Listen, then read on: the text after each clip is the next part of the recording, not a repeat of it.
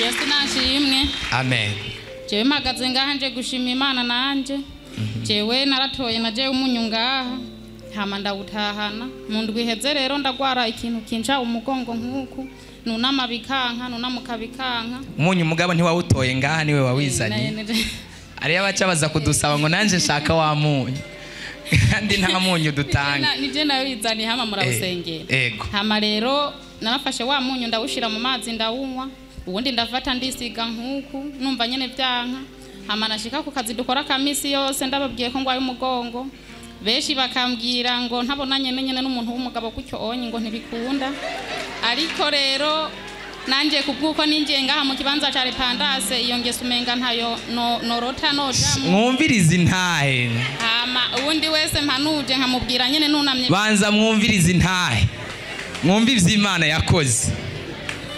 Undi wese mpanuje ndamubwiye uko nyene nunama ngaha bikanka. Hama kambwira ati utabonanye n'umugabo ntigikunda. Nuwo telefone ndambwira ati ndagwaye umugongo. Akavuga ngo nimpaka mbonane n'umuntu w'umugabo. Nanje nyene nkagenda ahantu nyene nkasenga nkabwira Imana ati Mana mugabanye gato. Aturabe ukuntu noba meze nuko merewe. Urabe ikibanza ninjiye mu cyo muri Repandase. Nahinjiye mu nyene ndi umuntu ndushe gose ariko bunumva ngenda meze neza. Urabe yuko ubwo buzima bariko barambwira yuko ntobujamwo. Hama ubandanye nyene wewe nyene wikorera igitangaza. Hama uwo munyu nabandanye ndawushira mu mazi nkongera nisiga ngaha. Uwo mugongo warakize ntabeshe atakintu na kimwe. Ngiye muri Tera haleluya.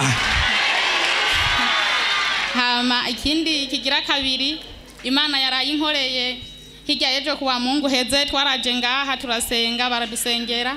Haraba abakozi b'Imana batubwira ati ngomba ndabakorera ikintu kabisa.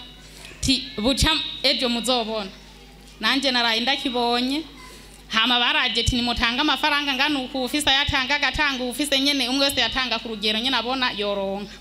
Je nahoranza ngaha haja no mubaguranyi nataha nyene nkabona ekumenga nta gihindutse kuko nahora.